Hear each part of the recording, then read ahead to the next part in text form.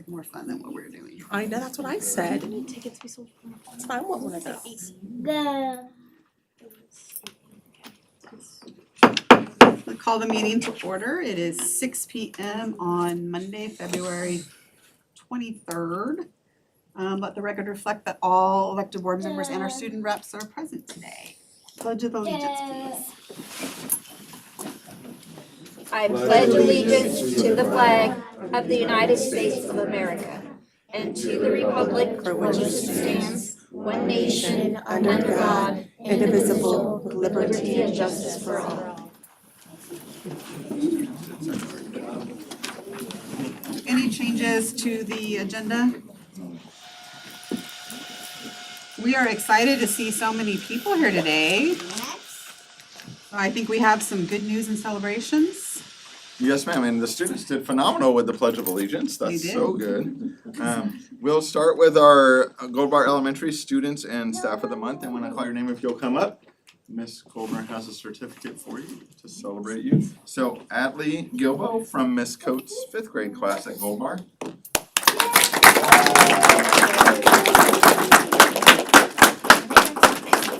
Here you go, sweetie. You wanna, let's go. In front of it. Okay, and then this is, and then she'll take a picture, okay? Can you get everybody? Alright.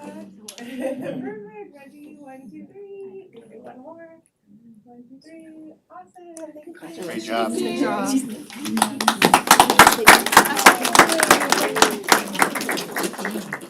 And second is Amy Carmona from Miss Neville's 3rd grade class. There you go.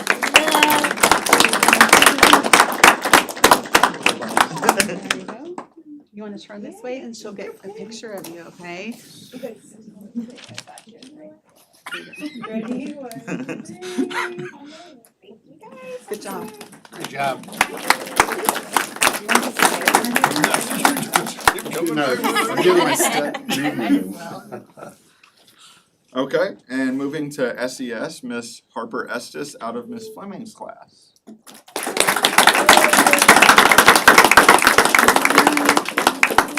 Congratulations. She's gonna take your picture, okay? Congratulations. Good job.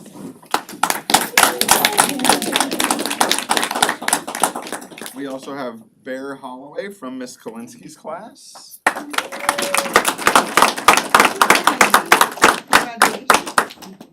Heard you're a good wrestler too. With a name like Bear, that checks out. Awesome. Good job.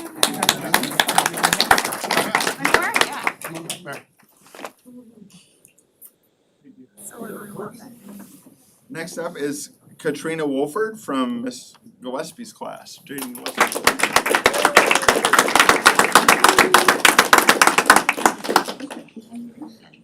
Let's scoot over this way a little bit. There we go. Ready? 1, 2, 3. And then Look over there.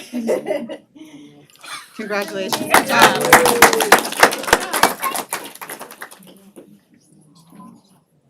So, from the middle school, this Soaring Skyhawk Award for this month went to Lisa Van Orden.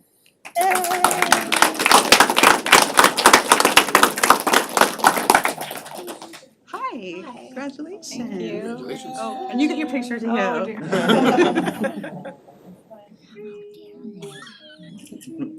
Good job. Thank you. And finally, for tonight from SHS is Muntaha Shaikh.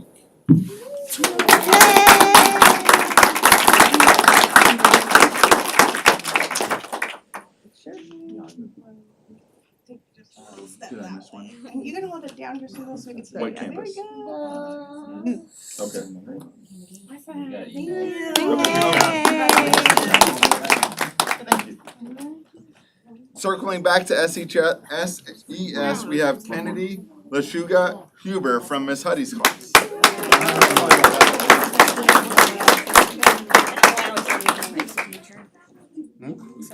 I always forget your picture. Sorry, we missed checking in, our apologies. Sorry. You have a really nice teacher, don't you? And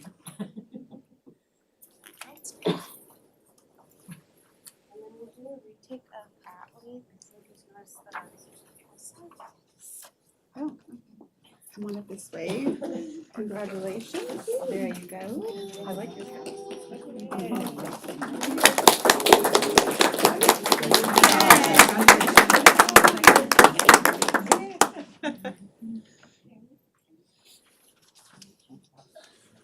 And then you wanted what else? So that one reading picture, because the sister said was gonna make sure we get it properly. I need to do better at my job Oh, up here. there you go, there. Smile.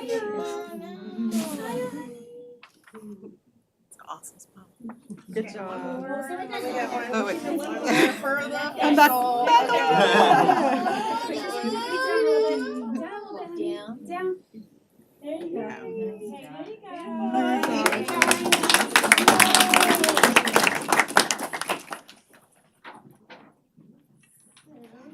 Continue with the agenda and some families if you want to go enjoy dinner.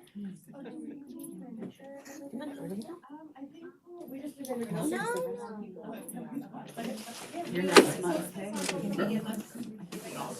Take turns. Thank you all for coming. Thank you. Thank you guys, congratulations.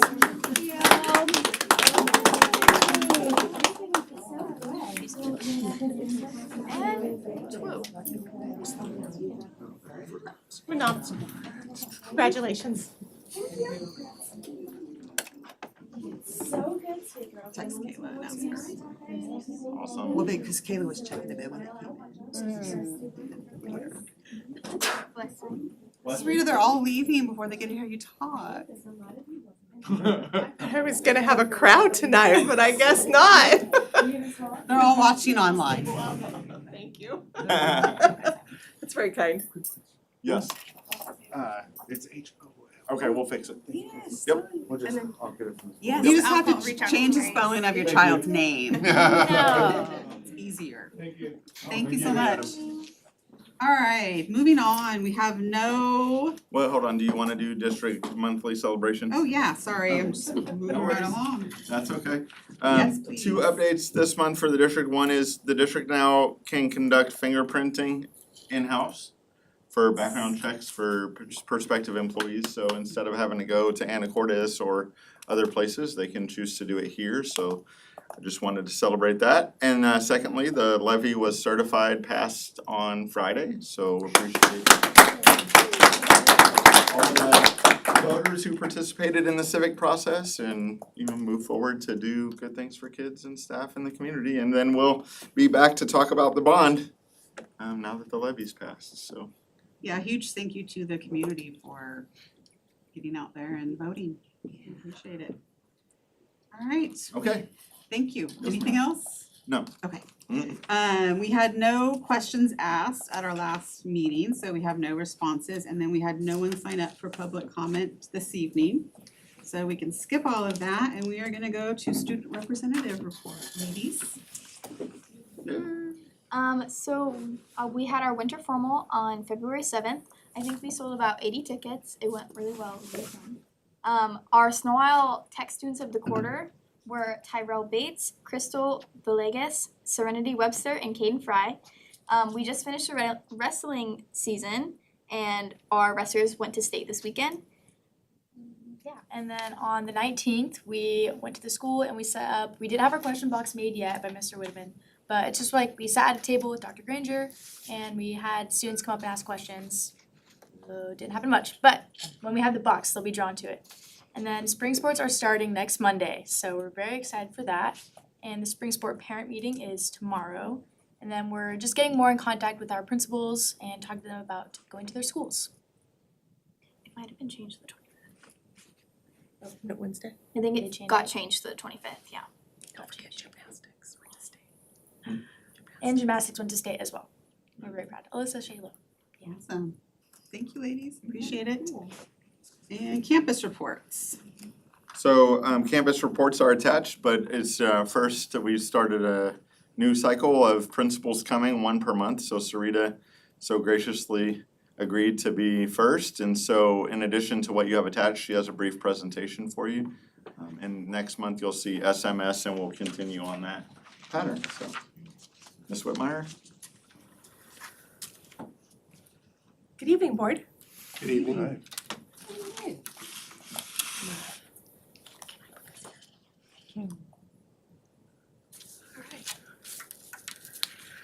Well, as you heard from the ladies, there's a lot of great things happening at Sultan High School. Along with all of the athletic stuff, we have some really cool academic things happening as well. So, Kayla, can you tell me what I push or do I just tell you?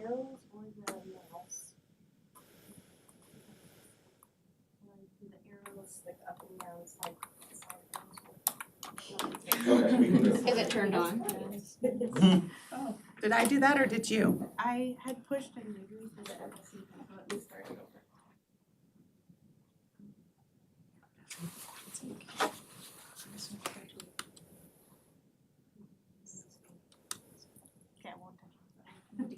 Now? Yeah, awesome. Thanks, Taylor. All right. To the rest. So, I'm gonna start out. So, what was it? 4 years ago, we started our accreditation. And so there was a group of us that put some things together, some goals and what we were gonna do to accomplish them. So 4 years ago, we went to ESD 189 and presented. And this last year, we had a 3-year update. And so 4 years ago, we had our things that we want to improve on was ELA, math, science, graduation, and the other thing was our mental health aspects of it. Last year, when we went to present, we had met our mental health aspects of it. We contract with 3 mental health agencies in Sultan High School. So we have THS, we have CMAR, and we have Consejo. So those agencies come in and work with our students regarding their mental health. So because of that, we had met our goal for trying to seek out some mental health agencies and mental health help for students. And so we kept on our areas of concern that we wanted to improve on were ELA, math, science, and graduation. And so those areas are the areas that we have been working on. So the goal, our ELA goal was that we wanted to increase by 5%. And so we went from, 5.86 to 63.6%. In 23-24 and increased by an additional 5% in 24-25. So that's what we were wanting to do. We don't take our ESPA for this year until May, I believe we're scheduled. Yes, May. We have 2 Fridays in May that we're going to do it. But I will share the OSPI results with you from last year here in a moment. With ELA, we also have our math goal. Our math goal, we want to increase math SBA 7% from a 14.7 to a 21.7 in 23-24, and increasing by an additional 5% in 24-25 as measured by the Washington State Improvement Framework. Math is the area that we tend to struggle, and not just Sultan struggles, but we struggle the state of Washington. So those are one of the things that we have been working on and different things that we've been putting in place. And I'll share some of the things that we've been doing for math. With science, we wanted to increase 5.6 to 44. Doesn't seem right. I must have missed a number. To 44.4% yeah, I guess it is, for 50% in 23-24 and increasing by additional 5% in 24-25. And again, I'll share those here in a moment. Our graduation rate, we wanted to, with graduation on time in 4 years, because there's the graduation cohort, so 4 years, 9, 10, 11, 12. And then there's also an extended, but we're really focusing on graduating kids in 4 years. And so one of the things that we wanted to do is we were at 87.4 to a 90% and increase overall graduation to a 95% overall. Right now, we are moving in the right direction to meet that 95% goal. Good. Mid-year aspects of things. I have some notes that I jotted down because I want to share with you some really cool things that are happening. So one of the things that we do is with the help of the district, we do the PLCs. So that's one of the things that we've started doing. Within those PLCs, we've the teachers are broken into PLTs, which is your team. They're broken into teams, and ours at the high school is by by subject matter, so what they teach. So if there's the science teachers all come together, the social studies teachers come together, math teachers come together, English teachers come together. And so they look at their a variety of different things. So we want teachers to be in agreement of instructional strategies, and that includes some of the frameworks that they're teaching, that includes their why am I so nervous tonight? Just us. I know, right? It's just us. Intimidating. Yes, I don't know, but yeah, for some reason I felt a little nervous. So that increase the student academic achievement. The purpose is to effectively share the locus of control between staff and students. So some of those things that were also is that, you know, when the teachers trying to really push on teachers to talk to students about their goals in the classroom, what they want to achieve in a unit and those kind of things. And so with that, we're really pushing on some of that, and hopefully you guys are experiencing that in your classes at Sultan High School. So we wanted to align instruction, curriculum, the assessments with the Washington State standards. And so what our teachers have done is they've taken their standards and they've taken their Power 7, Power 8, Power 10 standards, and so they're looking at that. Because really, if you take a standard, let's take math for example, or even English for example, there are so many standards, and so what we've asked them to do is narrow those standards down to what we think is that our students can actually do, and that's important for them, so when they leave Sultan High School, they're able to do. And so those are some of the things that we've asked them to break down, and so they've been able to break that down. Within those standards, what they've also done is they created units within those standards. And with those units within those standards, they've created some formative assessments and summative assessments, and within that, they're able to break it down a little bit more. So I was having a wonderful conversation with one of our English teachers, and they were sharing with me some of the things that they were doing within their English class. And so they use with quill practice. I know that we do have different things in our district, but one of the things that we do is with our curriculum, with the quill practice for the daily literacy routines, students were able to demonstrate measurable growth in academic and writing. So 9th and 10th grade students showed 17% overall growth in sentence level writing, with gains up to 40% in integrated complex ideas and 30% in multiple clause clarity. The Bridge to College. So Bridge to College is a class that we offer for our students that are planning on going to college, but they also need a pathway for graduation, and so they take that class. We offer an ELA and math, but for the ELA Bridge to College class, they demonstrated a 29% growth in structured academic expression.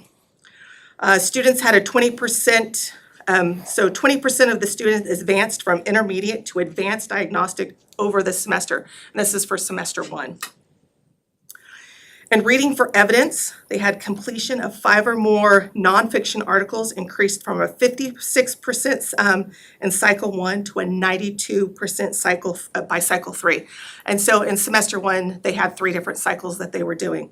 And so from 56 to a 92%, which is a great increase, indicating significant growth in their reading stamina and their consistency.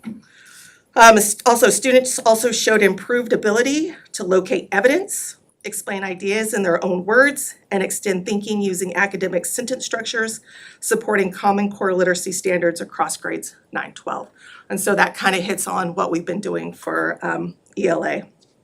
Some of the math things that we've been doing is at our, we do push in for English, but we've been doing, this is our second year for push in for math. And so we have a special ed teacher that pushes in with a gen ed teacher, mainly for our for Algebra 1 classes, so that those students get extra help. You don't even know when you walk into that classroom, you don't know who the gen ed teacher is or who the special ed teacher is. It is amazing to go in and watch and see them work together, and they're able to talk about, so if they're up there, the teacher says something, another teacher says, and they're just bouncing ideas off of each other and they're working together. And so it's a very great opportunity to see that happening in the classrooms. So that's one of the things that have been going well. For the graduation thing, we've done lots of work around graduation. So a few years ago, the only way you could graduate is if you passed the ESPA, and that would be the math or the science. And then the state realized that we needed other ways for pathways. And so they created pathways for graduation. And so our counselors and our CTE director and our CTE teachers did tons of work around creating pathways for students so they can graduate. So students can take a regular, let's say they could take a welding class and they can take advanced welding class. Because of those two series, that helps them earn that pathway. Same with culinary arts and advanced culinary arts, that helps with that pathway. A student can take a business class and then take two business classes or whatnot. Or the other cool thing is they can take a business class and maybe a horticulture class with that too, because if they want to do a business within horticulture. So there's different pathways that students can earn through CTE in order to meet graduation pathways. In a deeper dive with graduation, we also look at equity. And so when I was doing equity inventory, looking over at closing the gaps, and who we were graduating, who we weren't graduating, those kind of things. One of the coolest things that I discovered as we were doing is 93.2% of our Latino students are graduating. So that was a huge increase from years past. So I thought that was really cool. And when I started doing that deep dive, I was like, hey, that's awesome. So and overall, here's what OSPI says that we're doing. So we're at a 90.8% graduation rate with graduating in years, in 4 years. So we are really close to meeting that goal that we had set for ourselves. And so again, it's because of the work of our staff, our CTE staff, our CTE director, our counselors, and all of us coming together to figure out how we can do this. And you guys too, because when we come to you and say, hey, we really want to start this CTE class, or we really want to do this, or we really want to do that, you guys have been open to that. So we've been able to create those pathways to really help our students meet those graduation pathways. So that's been a real positive. You can see that from our SBED data from OSPI, with our ELA, we are at a 74.3%. So we're well on our way to getting to where we want to be. Math, we still have some work to do, but we're getting there. And then with our science, we're almost at a 70%. So again, good things happening. Still a lot of work to do, and still work that we will continue to do within the things that we're doing. Other things that are happening. So student support. Some of the things that we put into, we went to a 4-period day, as you all know, from a 6-period day, and actually 7-period day. It was a 7-period day, from a 7-period day to a 4-period day. And that should say 25 minutes and not 35 minutes. Sorry, that is my mistake there. So we do have a 25-minute flex time. And what that means is that students who need an intervention or extensions go to the different teachers, and they either get extra help where they need that extra help, or they are able to broaden their horizons as they're going. We've changed it up. We started something a little new today, so at one point we had all the kids going into what their advisory class was, and teachers were pulling interventions and advisory at the same time, which is really hard for teachers to really focus on the interventions that they need, as well as the extensions that they need.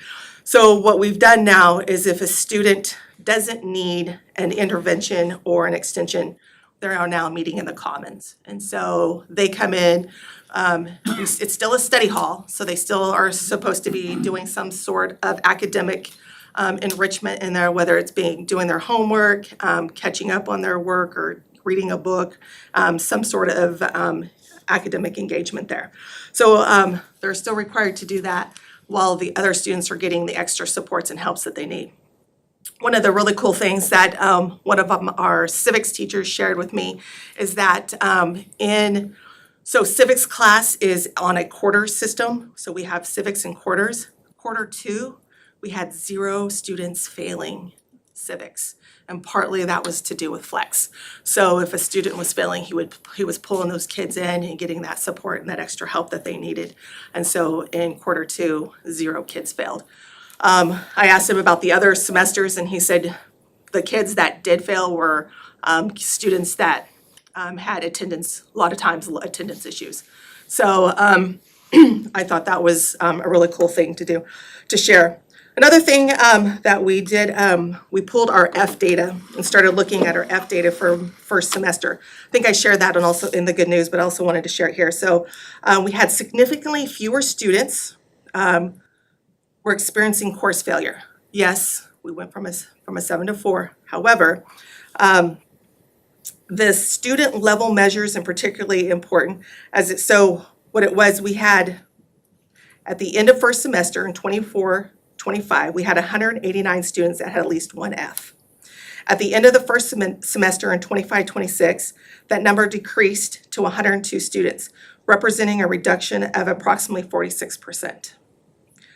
This student level measure is particularly important as it is not driven solely by the numbers of the course available to fail. So that's the other thing that was important. So the overall volume of course failures declined substantially, decreasing from 526 total Fs in 24-25 to 186 in 25-26. That's a reduction of approximately 65%. While some of the decline reflects fewer classes under the block schedule, it is reinforced by the sharp decrease in the number of students experiencing failure. So less students experienced the failures that they were experiencing with a 7-period day. Students who are struggling academically are failing fewer classes. In 24-25, students with at least one F averaged 2.78 failed classes. And in 25-26, that average declined to 1.2 failed courses per student. So those are some of the things that are happening at Sultan High School because we have these things put in place. We also have tutoring on Tuesdays and Thursdays. We brought that back mid-first semester. And we saw an increase in grades going up. So I think that was very important that we did bring that back for our students. Looking ahead, what we're working on getting ready to start our 2026-2027 SIP. So some of the things that we're looking at and we're looking ahead is obviously updating our high school and beyond plan per OSPI. So that's one of the things that we're going to have to do per OSPI. Another thing that we're looking at doing is creating an AA degree at Sultan High School. So because we lose so many kids going to Running Start and things like that, we want to try to keep them here. And we've heard from our students that in Running Start that they feel like they miss out on so much stuff because they're off campus so much. So if we're able to offer these kind of things on campus, it would attract them to stay there and they would get to experience all the cool things that happen in your junior, senior year that they feel like they miss out on because they are not on campus. And so that's one of the things that we're looking at adding, and then adding more robust CTE courses with certification. So those are some of the things that we're also looking at. I know that Matt Whitteman and Jared Skeeth are looking at some certifications so that kids can earn certifications for welding and wood making and some of the horticulture type stuff that they're all doing. And I believe, I want to say Ms. Vento is also looking at that, but I don't know where she is with that because she's new to us this year. So I know that Ms. Corson started that, but with a new teacher coming in, I think that's kind of been put on hold until that person, or our new teacher gets her feet up under her. So, questions, comments, concerns? Thank you for being our guinea pig. The first one, you had to be first for the school year, so we appreciate that. Thank you. Does anyone have any questions? No, good. Yeah, good job. Yeah, well done. And I encourage you guys to come out and see things that are happening in the classroom that are amazing. We have, FFA is out in competition tonight, which is also ties to the classroom. And then HOSA is going to be going for competition that their stuff also ties to that classroom. So it's just, if you guys come out, you see those things that's going on, you can also see that academic piece. And so it's really cool if you have an opportunity, if you want to come out and check it out. Thank you very much, appreciate it. Mitch, you gonna follow that up? Absolutely cannot do that. You gotta make us wanna clap for you. Thanks, Lisa. Well. That's okay, I'll clap for myself.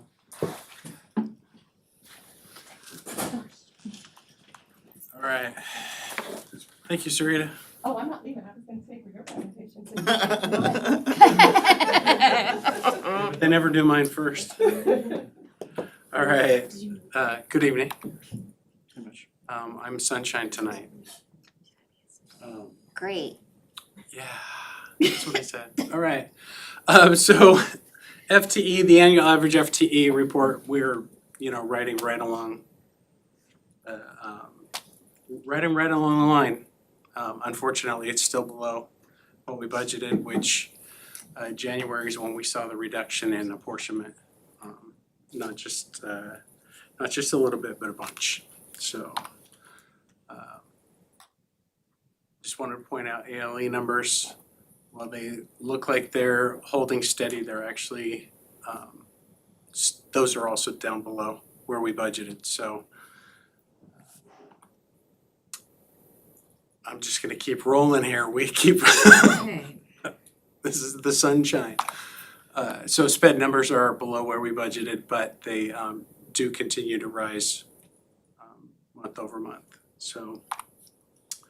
So looking at our fund balance, and this one's an important one for you guys, in the consent agenda, you'll see the budget status, and you can see that we are down to $1 million for the budget status. That is a extremely low point. Last year, it was February when we dipped below $1 million. You're gonna see a resolution tonight to borrow money from capital projects because we're gonna run out of money in the bank to pay the bills, and we need to borrow from capital projects to pay the bills. Now, we have a year to pay that back to capital projects, and we have to pay it back, and we have to pay it back with interest. So it's not an even borrow, it's not a steal, it's not a, we're taking from one for the other. We still will have the ability to do some projects this summer. But it's gonna be limited. And the money will return to capital projects. It's a road that we have to travel.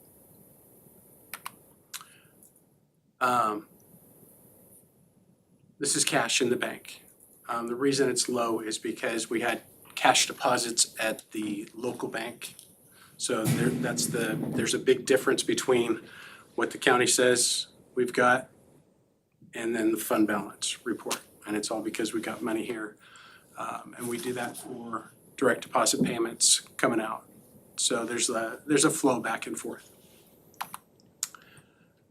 Capital projects, you can see we're at a $2.8 million fund balance. Capital projects. Transportation vehicle fund, we're at $204,000. Now there's a bill going through. We had started down the path to get quotes for 3 school buses because we were supposed to get $384,000 in depreciation funds this year. But the legislature is yet again using that as a budget reduction. So we used to get depreciation funds in September.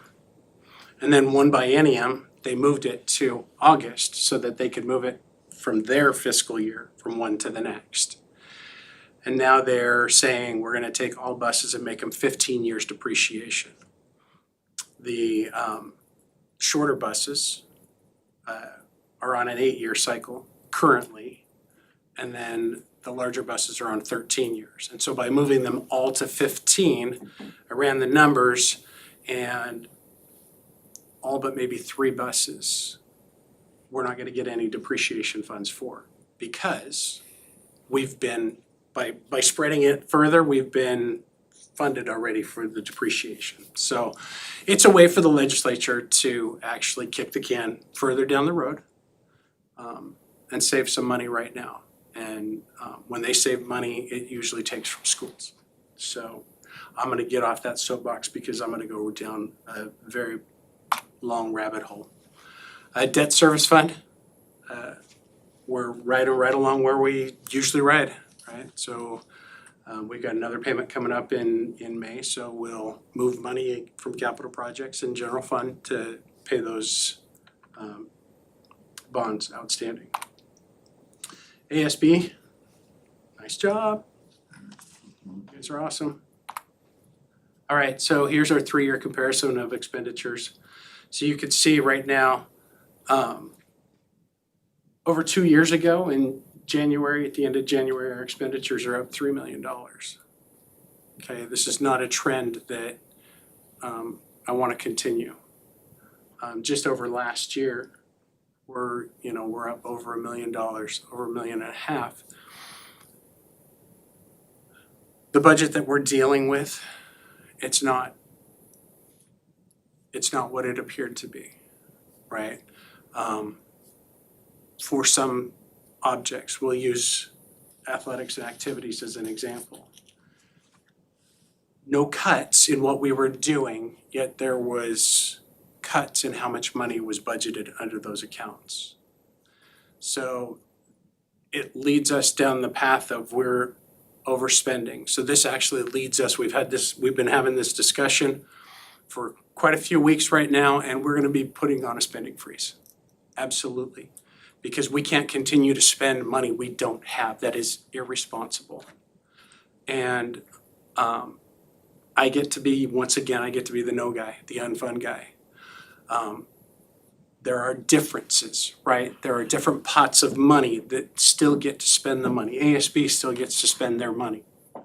It's their money, they earned it, and it's in a different fund.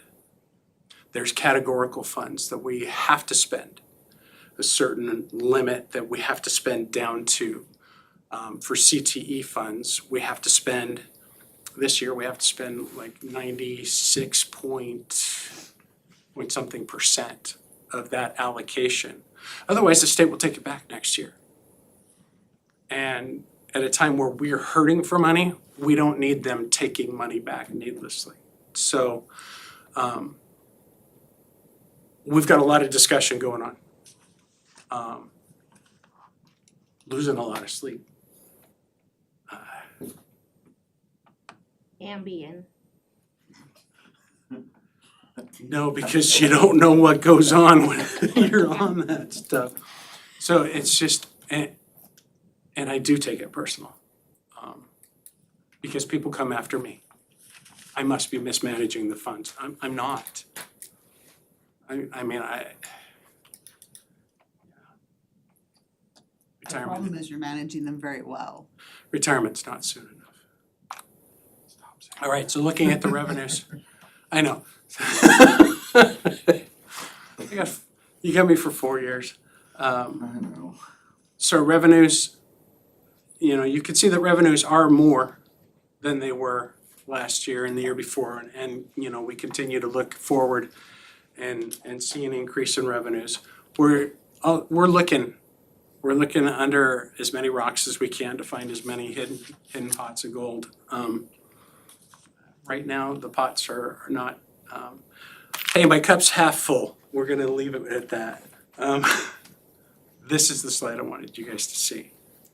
January 2 years ago, we had spent $378,000 more than we had brought in.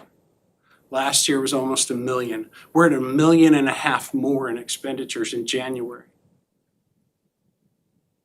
than revenues. That's a pattern for failure. And we have to do something. And it's gotta be drastic because there's no way to come out of a hole that's this deep without building a ladder. And that ladder's gonna take a couple of years to get out, in my opinion. Questions? See, I told you I was sunshine tonight. More like moonshine, and that is one of the areas we'll talk about later. One of the questions would be, how much would you be borrowing? So, the resolution, we had to come up with the dollar amount. We set the dollar amount at 2.5, so $2.5 million. Looking at where we're sitting right now,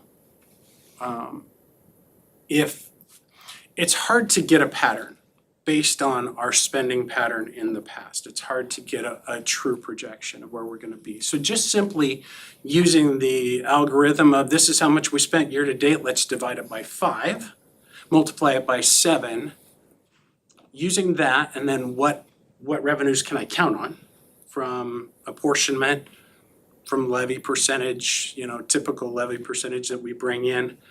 We're looking at $1 million in the hole before we borrow. And the state, of course, is yet again gonna try to push something through, well, it was OSPI's bill, that we have a minimum fund balance of 6% of your state allocation. Well, that's 1.8 million. So that means I need to end the year, I need to find $2.8 million right now. You can't find that. That's, again, we gotta build the ladder, and it's step by step, rung by rung, and it's work. Because there's no wood around us to build that ladder. So, 2.5 million would keep us afloat through the year.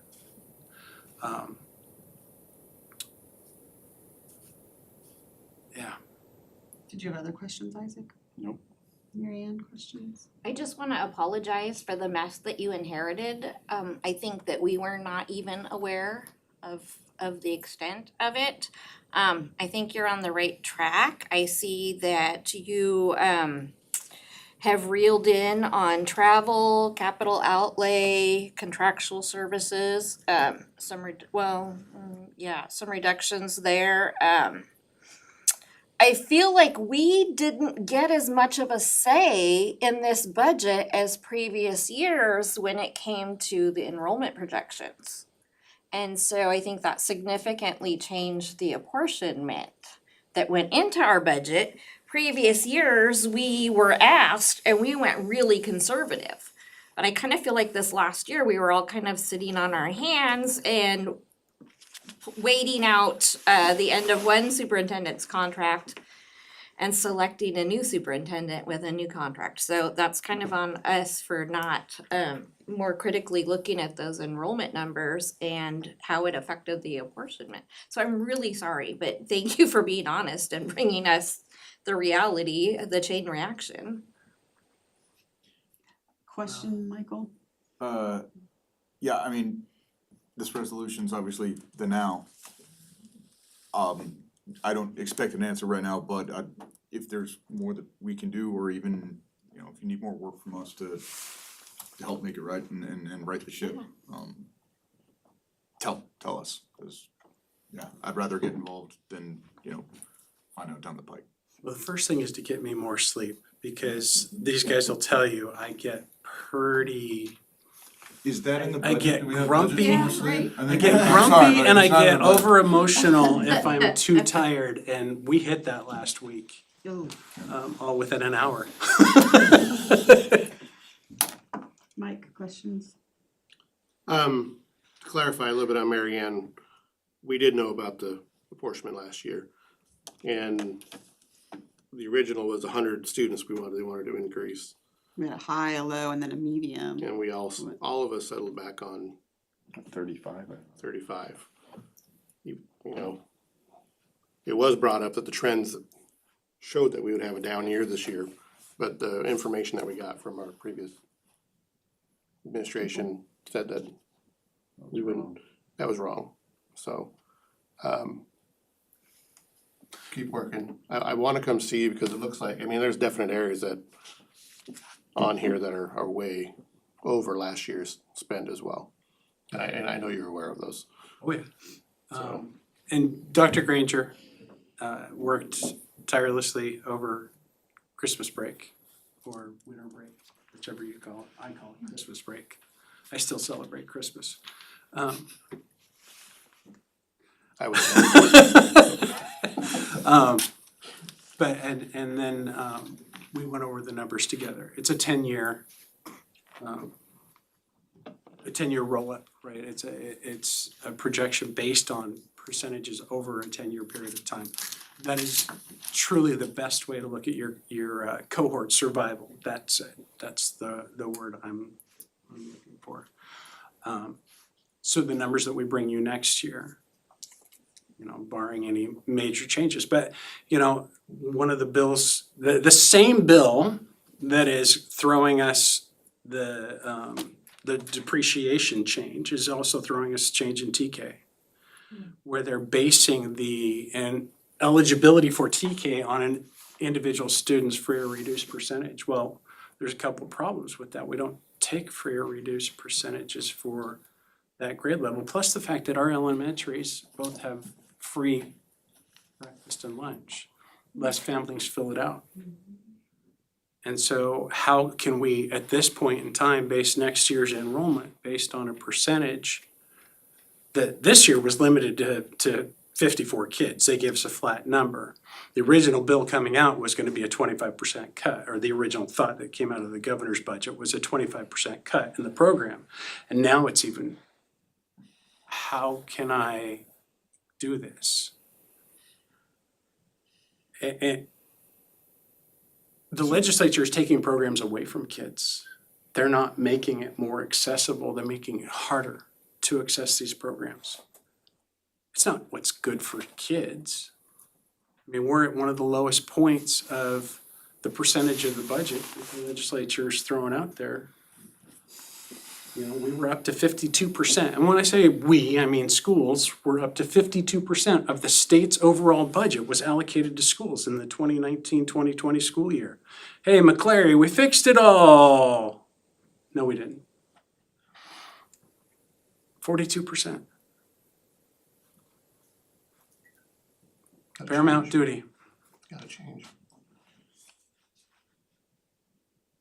I got opinions. I need to stop. I think, Michael, what answers will answer your question is you should expect that next month, we're asking the board to authorize a resolution for the superintendent to develop a reduced expenditure plan for the next fiscal year. And then in April, to vote on it and approve it, because we can't continue to. I'd like to spend our next study session on budget. Sure. Yeah. Yeah. Let's do that, and that'll, Can we do it off-site? We'll talk later. We're gonna mention As long as it doesn't cost us any money and you get some sleep first. My house. No, I didn't mean sleep through it. thank you very much. Thanks, We Mitch. appreciate it. Mitch. Thank you. And I get to follow that. Legislative update. WASDA's following 43 bills now, it's down substantially. The one that he was talking about with the general fund or the fund balance having to be a certain percentage for under 2,000 students, it's 8%, over 2,000 students, it's 6%, but that is not moving forward right now. And I double checked that today and that's kind of not moving forward. There is another one, 6247, but that doesn't have a fixed percentage on it. It's through the ESD and it's basically, if you're in financial distress, then they'll come in, but there's no fixed amount for fund balance on that one. So I think WASDA's kind of like, let's do that instead. And I was just at the Capitol a couple weeks ago and they're like, we understand, we know there's a problem. Sorry, I mean, that's all I got. So there was no, information on help, no information on how to make it better. Just a lot of, hey, we know there's a problem, we're sorry. So, yeah. Next month I go to OSPI, that'll be fun too, so yeah. That's it for that. Sorry, I know I'm not an important party here, but is there something that we can do like in the community? Like what's the most important thing that you want people to know that like we could help with the budget aside from like passing things, like, is there volunteer efforts, like, instead of doing external services, can we get volunteers to come help? So that you're not having to pay contractors, like, what can we do as a community to help reduce costs? I have to say, first of all, we don't usually take comments unless it's during public comment period. Yeah. But I will say that to everyone that's watching, come to meetings, Okay. connect with our superintendent, Dr. Granger, stop by the district office, come to meetings, come to the public comment period, ask questions. Just kind of be a part of the process. The more people we can get here that understand what's going on, the better. And always, go to the district office, someone there will always be able to help you and give you some guidance. Dr. Granger, Superintendent's report. Okay, first, just, I know we mentioned it a little bit earlier, but it's worth revisiting that the levy passed, which is a testament to the trust that the community is putting in us to lead the district in a manner that is responsive to their trust. So we appreciate that. Many of them don't know many of us that started July 1st or later and assimilated into a great team of people who, as to Mitch's point, have been chipping away at this financial puzzle for a significant amount of time. And just appreciate that people were willing to give us an opportunity to show what we're able to do once we're totally building it from start. And so appreciate that. Also, the CFAC committee has met and will be bringing a bond resolution recommendation to the board. So that will be coming soon. We'll need to have some discussions with the board about a November election and when's the right time to put a resolution in front of the board and things like that. So that's coming. Parent partnership update. Heather Anderson, who is the administrator that will lead our parent partnership, as you all know, last week attended the WALA conference, which is the basically alternative learning conference, and so she's bringing back a plethora of questions that we'll sit down and kind of go through as we build our policies around that parent partnership. The first community meeting was the invitation only meeting that's tomorrow from the families that had responded to our interest survey, so we're starting to move on that. Legislative update, most of what I have you've already heard, but there is Gigi mentioned Senate Bill 6247. That does ask the ESD to do some things. The ESD has also seen significant budget reductions in the last 2 years. So it's kind of interesting that they will then task them with taking on more perceived involvement in district finances without local context and without the same amount of resources that they currently have. So just some concerns about that. I think any bill that erodes local control and the ability for the school board to make decisions for its own community are ones we should be cognizant of. Senate Bill 6260, that's the efficiency bill you've heard about from Mitch about the bus depreciation. They're projecting statewide that'll save them $21.1 million, so we can see that these are dollar-driven decisions. It's also targeting Running Start reduction in FTE that students can be in Running Start, mainly targeted at the summer school classes that they recently were added at the ability to take, that they would take that back. And then the most probably devastating one for us, aside from a minimum fund balance, when we don't even have the money to do the minimum, is the transition to kinder reduction. That is a program that we and districts across the state have seen significant impact in kindergarten readiness. Up to 60% of our kindergartners are passing WAKIDS if they're coming out of our TK program. This is not a community that has a plethora of early learning opportunities, so for them to come in and potentially ravage this program, reduce our ability to serve our community, and then expect them to show up as 5-year-olds ready to learn, it's just really seems counter to the core of what education should be about, and just really disappointing to see programs built up that benefit students only to be eroded away, and without, in my opinion, a contemplation that rural versus metropolitan areas have different experiences.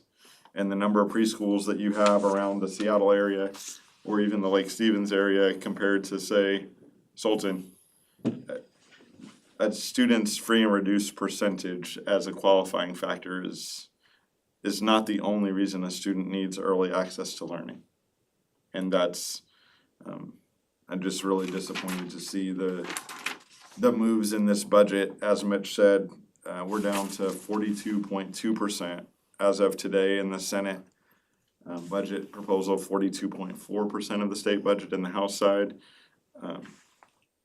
In a time when education is so important to our kids and our future of this country and our community, to continue to erode away the percentage that they're investing is very concerning. And when we have to reduce locally, reduce staff, reduce student programs, just wanna remind people, that's not all things that we sign up and want to do, but when you're faced with less resources, but even the same or more expectations, they put us in a very difficult position locally, to stand in front of people that we care about and say, yes, we wish they funded more than 8 paraeducators for our district, 8.3 paraeducators for our entire district.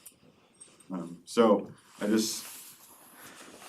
I know it's probably a broken record, but we've got 15 more days in this legislative session about, and hopefully they'll start to feel a little bit of pressure to reevaluate. But when the House and Senate budgets get that closely aligned within 0.2%, it typically doesn't move a ton because they don't have enough disagreement in how to spend to actually move. So just want to be really realistic with you guys, but also with our community about what we're facing. And it's not specific to Sultan. This continues to be a conversation at the state level. You guys are well aware, but it has local impacts because none of those legislatures are going to sit here in the next 2 months and have to decide what stays and what goes, and that sucks.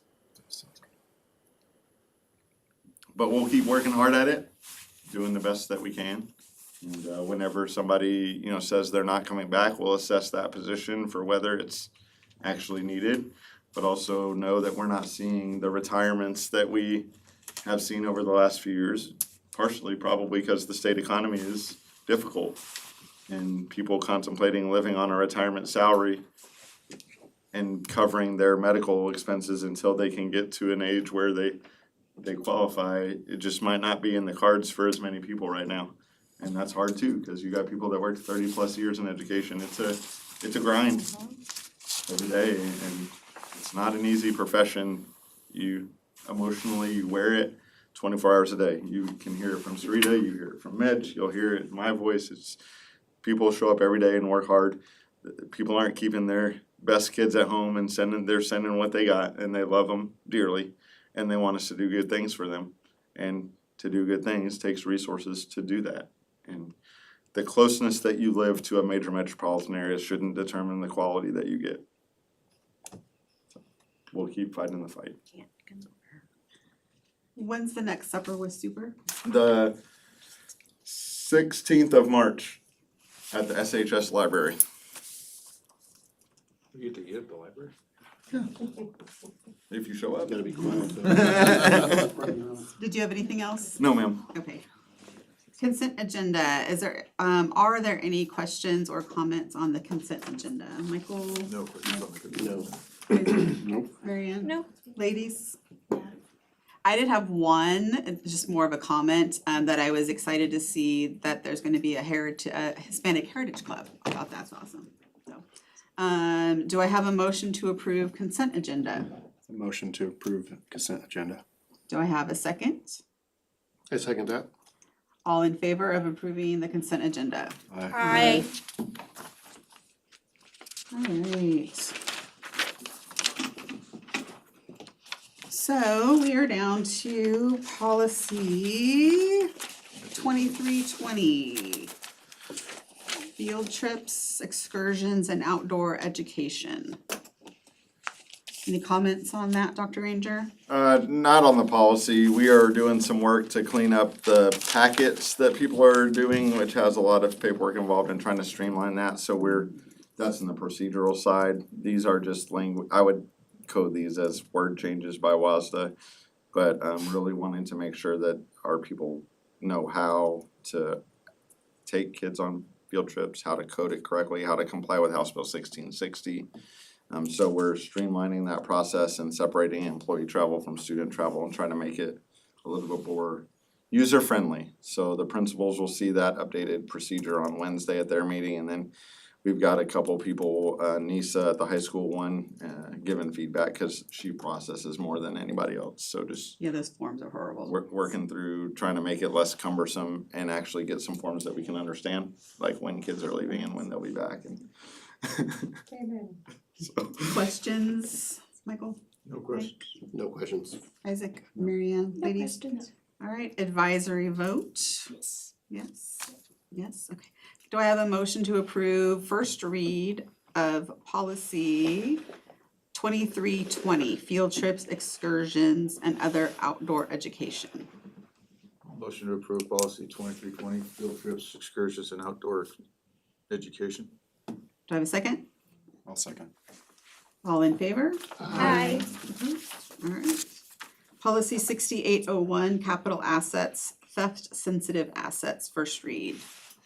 this is a change in the dollar amount that WASDA sets for value from 5,000 to 10,000 for assets. Mitch, Dr. Douglas, myself have been meeting with Charlie and Renee and Dave Moon to reassess how the district identifies what they call theft sensitive assets and making sure that every classroom has a list yearly that's reviewed by the teacher and they're the principal, that we know what assets we actually own.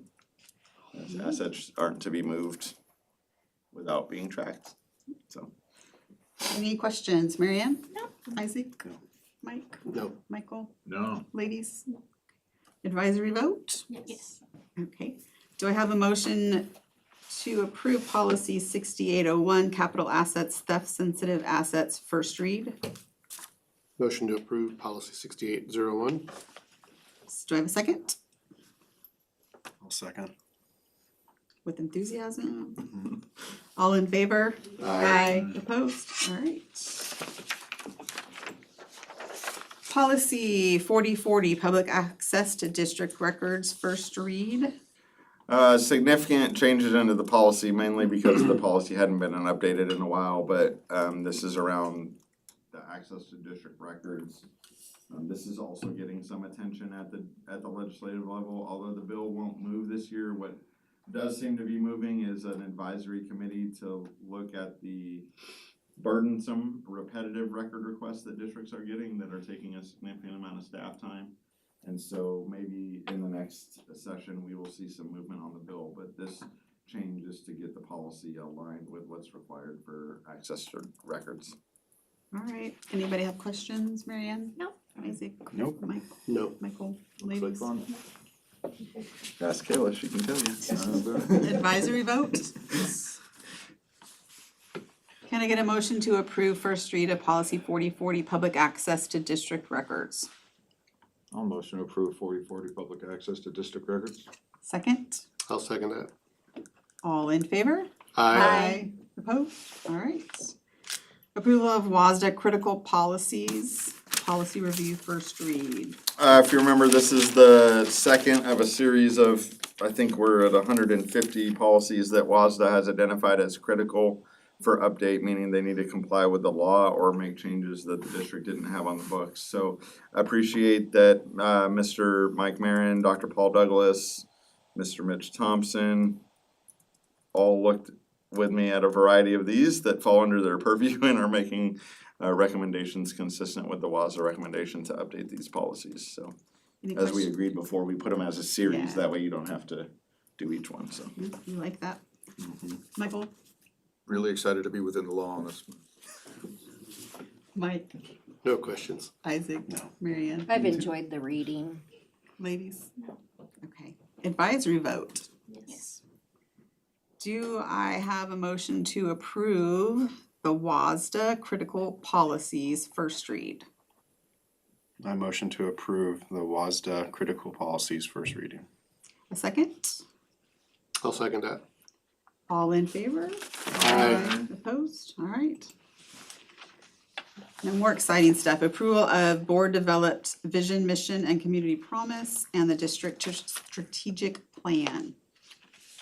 Yeah, I will also turn it over to the board that wants to share anything. We appreciate the time and energy the board put into reviewing what hadn't been updated in a while and putting their stamp on the district's mission, vision, community promise, and strategic plan that's been out for community feedback twice and it's a working document, so. Well, I think we wanted to share what we came up with, and the mission, united in purpose to educate and prepare students for a rapidly changing world. The vision, Sultan School District is dedicated to excellence through equity, where each student experiences belonging, meaningful learning, and strong relationships in a safe, engaging community, and is prepared for success beyond school. And we had an addition this time, thanks to Mike Farnell. Our Sultan School District Community Promise, you wanna read that one? Share the love, man. The Sultan School District, as a unified school community, will be trusted to provide schools that deliver exceptional teaching, modern, engaging environments for student learning, and technology that enhances learning so that families in the Sky Valley can take pride in our schools. And then there's the whole strategic plan, but we're not gonna go read all of that. So does anyone have any comments or anything about that before we move to adopt? Michael, I saw you had like a look on your face. Yeah, no, just really excited about the new vision and can't wait to see that vision. All right, advisory vote. Yes. Yes. Okay. Do I have a motion to approve? Wait, hold on. The motion to approve the board-developed vision, mission, community promise, and district strategic plan. I make a motion to approve that. Yeah. She motions for approval of board-developed mission, vision, mission, community promise, and strategic plan. Got that, Kayla? No, that was mission, vision, not vision, mission. It's vision, mission on here, so, Oh, it's, yeah. I okay. just reading it on there. Do I have a second? I second that. Thank you. You have to say it though. No, just kidding. All in favor? Aye. Opposed? All right. Approval of resolution 25-04 for interfund loan. We've already talked about it. Does anyone have any questions or comments? Michael? Mike? No questions. Isaac? No. Marianne? I don't have a question. I just feel strongly that we need to pay our people. Not paying our people, payroll is not an option. So yes, we need to do this. We will never not pay our people. That's correct, yes. Ladies, any comments or anything? Okay. Advisory vote? Yes. Do I have a motion to approve resolution 25-04 for interfund loan? I make a motion to adopt resolution 2504 interfund loan from capital project fund to general fund. Do I have a second? I'll second. Give that to Michael. All in favor? Aye. Opposed? You're gonna rub it in now, I see you. Was trying, but I didn't get the eyes. Approval of resolution 2505 for 180 school day waiver applications for 26-27, 27-28, and 28-29 school years. Yeah, so just to be clear, this does not have to do with the flood days, which we have not submitted a waiver for yet on OSPI. This has to do with the parent-teacher conference waiver days and the 2 professional development days that the district currently has on its calendar that reduces us to 174 teaching days. So these are due and a resolution is required for me to submit this to OSPI. So to get our calendar moving with our partners in labor, I would like to submit this so that we can see if these are approved, because if they're not, we're gonna have to reassess the calendar, so. Anyone have questions? Michael, Mike, Isaac, No. Marianne, ladies? Advisory vote? Yes. Can I get a motion? Oh, this is gonna be fun. Can I get a motion to approve Resolution 2505 for 180 school day waiver applications for 2026, 2027, 27, 28, and 28, 29 school years. I motion to approve. So he motions to approve the resolution 2505 for 180 school day waiver applications for 26, 27, 27, 28, and 28, 29 school years. Do I have a second? I'll second that. All in favor? Aye. Opposed? All right, that passes. All right, do we have executive session? Yes, ma'am. For how long? Probably at least 20 minutes. So we've got performance of a school employee and we have real estate acquisition. Might be Let's- 30 minutes. I make a motion to. Hold on, I gotta say first, let's take a 5-minute break, start back at 7:15. So do we have a motion to adjourn regular session and to go into executive session at 7:15? I make a motion to do that. She makes a motion to adjourn regular session and go into executive session at At 7:15. 7:15. Do we have a second? I'll second that. All in favor? Aye. No advisory vote, sorry. Yes. Thank you. All right.